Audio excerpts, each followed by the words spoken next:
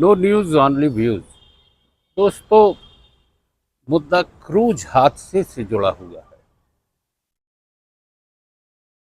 Cruise हादसा हुआ, आनन फानन में पूरा तंत्र सक्रिय हुआ और बचाव अभियान शुरू हुआ। और पहले हुई कि लोगों की मौत हुई है, बचाव का कार्य चल रहा है, और इस तरीके से होते होते देर तक ये खबरों का सिलसिला चला।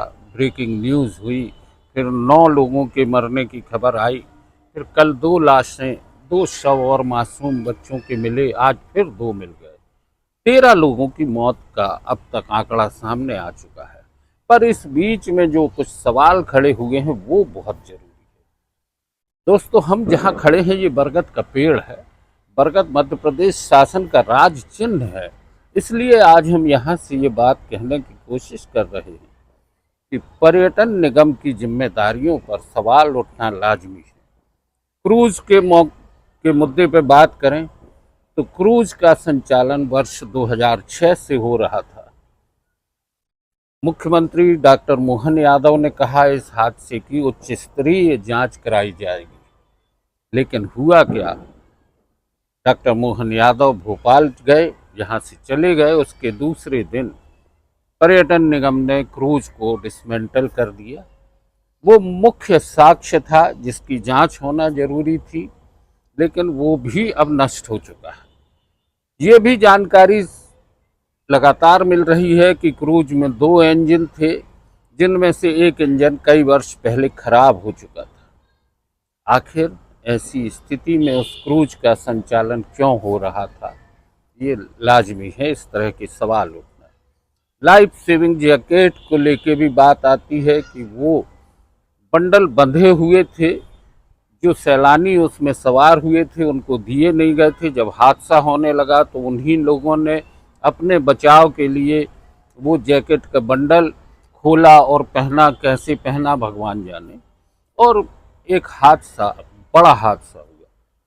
मुद्दा ये होता है, पर्यटन को उद्योग बनाए जाने की बात की जाती है, और जब कोई उद्योग स्थापित होता है या उसकी योजनाएं बनती हैं तो बहुत सी व्यवस्थाओं पर चिंता भी जाहिर होती है। पर्यटकों की सुरक्षा व्यवस्थाओं को लेकर आखिर क्यों नहीं इंतजाम हुए? अगर देखा जाए तो मध्य प्रदेश में पर्यटन की संभावनाओं को लेकर लगातार बातें होती रहती, चाहे वह खजुराहो हो, चाहे पैंच हो, बांधवगढ़ हो, कान्हा हो, पचमढ़ी हो।